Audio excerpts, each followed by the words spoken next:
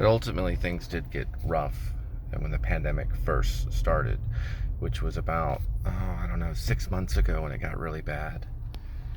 It was basically when you couldn't find food in the grocery store, really, for that moment. And then we got over that fear and then realized, hey, we don't have to buy all the dried beans to survive because you couldn't find any at that time. So, people stopped acting like it was the actual apocalypse and allowed other people to, well, especially poor people, to buy stuff that they usually buy every day. People that had money were buying poor people's stuff because, well, you stock up on poor people's stuff, like dried beans, for example. So the rich weren't always buying rich stuff for them. They were like, well, let's think about survival. All of a sudden, the poor people were like, well, what about us? How do we live? So I got down to like 170 pounds, but I was exercising anyway. And then I put some of it back on.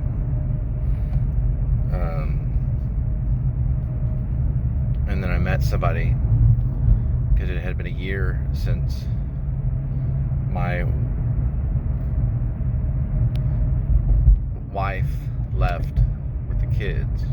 Now it's going on 18 months.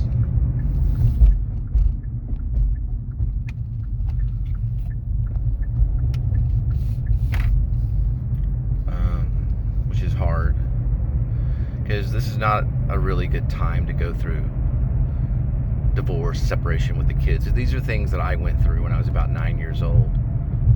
I went through the whole, let's trade the kids around. And this is not a good time to do things like that, because it brings in other people and more people, and it doesn't allow social distancing as much. It actually decreases the chances of social distancing. It decreases that chance and causes problems, because when you get involved in divorce and exchange of kids and courts and things like that, it brings other people in the situation, and that's not what we want right now. So patience is the virtue and kind of one of the most important things right now, and we learn that from Jesus Christ. We learn to have patience. So the pandemic is still going on, and it really affects what you or where you think the kids should be. I think there's an old Bible verse in the Old Testament where there were two mothers claiming the rights to a child, and the king said, well, I'll divide the child in half if the real mother doesn't step forward. And so what did the real mother do?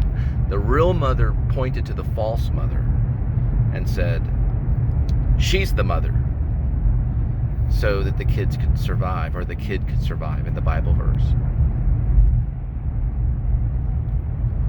So the lesson in that Bible verse is that you're willing to give up something that you love so that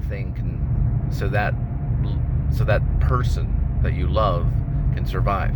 You're willing to give that up so that they're willing to survive. That's a great lesson, and it's a great lesson in all things, because usually the person that ends up with the kids in a lot of cases, in a way, is the selfish person. I know, hey, I love my father, but my father had a lot of money when I was growing up, and he ended up with us, right? And I don't think that he was completely happy with that choice always. My mother had to kind of give us up, and that the parents can fight, but the children can sense the love of the parent that loves them,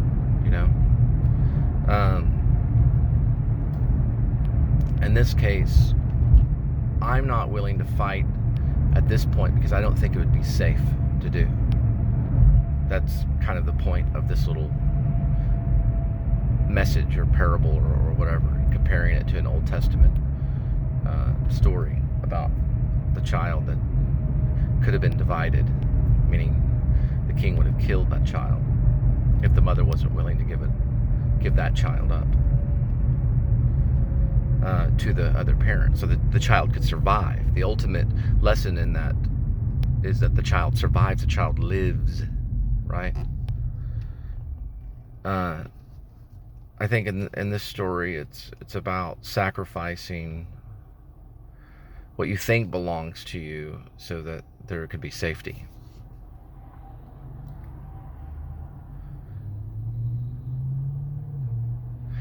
I think the component, or the Rainy, of course, is also kind of a message of survival too, because we come together with other people, I think, out of survival.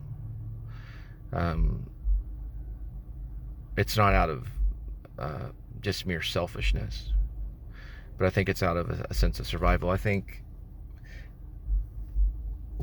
God sent Rainy in my life in this case for survival purposes, not some kind of mad affair kind of thing, which I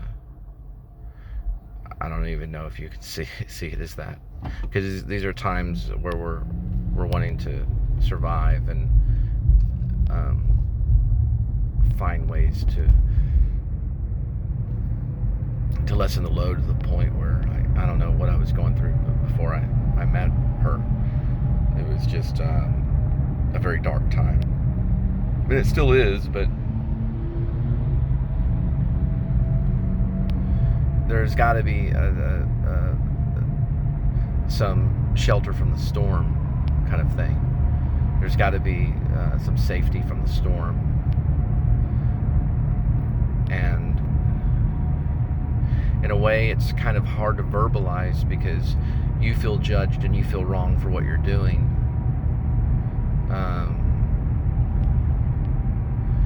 And it feels impossible to be able to kind of go back to the original family, or the things, how things were when things were good, when you were with family. When I was with my wife and kids, things were good. At many times, and it's hard to feel that I can go back to that. But all you can do is pray. I don't know what God has in store for me, but I do know that it's hard to verbalize, because I know that people are out there watching and judging, because everybody wants it done in a very legal, perfect way. So everything is smoothed over, all the paperwork is signed, but that doesn't make it right.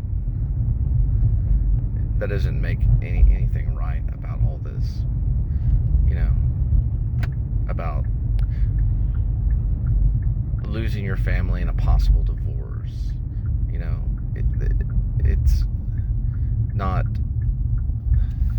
I don't even know if that's the way it's going to go down. I don't know how it's going to go down. I wish I knew.